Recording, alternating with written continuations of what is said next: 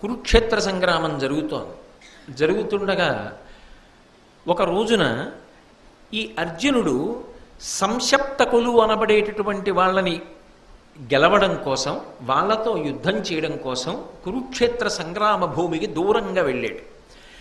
అదే సమయాన్ని అదునుగా తీసుకొని ద్రోణాచార్యుల వారు గొప్ప పద్మవ్యూహాన్ని రచించాడు.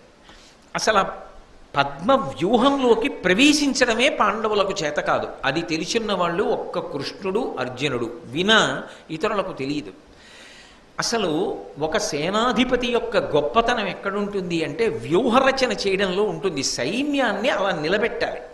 అలా నిలబడితే అసలు అందులోకి ప్రవేశించడం దుస్సాధ్యం అనుకోండి, తన సైన్యాన్ని తాను రక్షించుకుంటాడు, ఎదిరి సైన్యాన్ని నష్టపరుస్తాడు.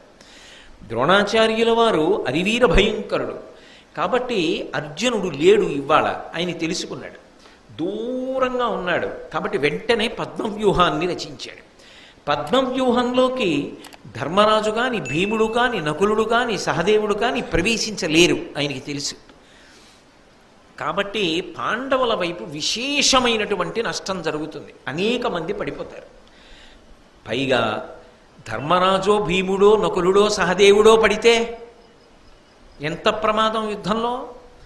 కాబట్టి అసలు పద్మవ్యూహంలోకి ప్రవేశించడం ఎలా, దీని గురించి ఆలోచించాడు ధర్మరాజు గారు.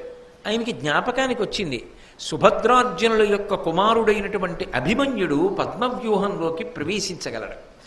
అందుకని ఆ పిల్లవాడి దగ్గరికి వెళ్ళి అడిగాడు, పద్మవ్యూహాన్ని రచించాడు గురువు, నువ్వు ప్రవేశించగలవా అని అడిగాడు. ఆయన పరమానందపడిపోయి, కృష్ణ భగవానుడు ఆనందపడిపోయేటట్టు, మా తండ్రి సంతోషపడిపోయేటట్టు, గురువు ద్రోణాచార్యుల వారు మెచ్చుకునేటట్టు నేను ఇవాళ పద్మవ్యూహాన్ని భేదించి లోపలికి వెడతాను.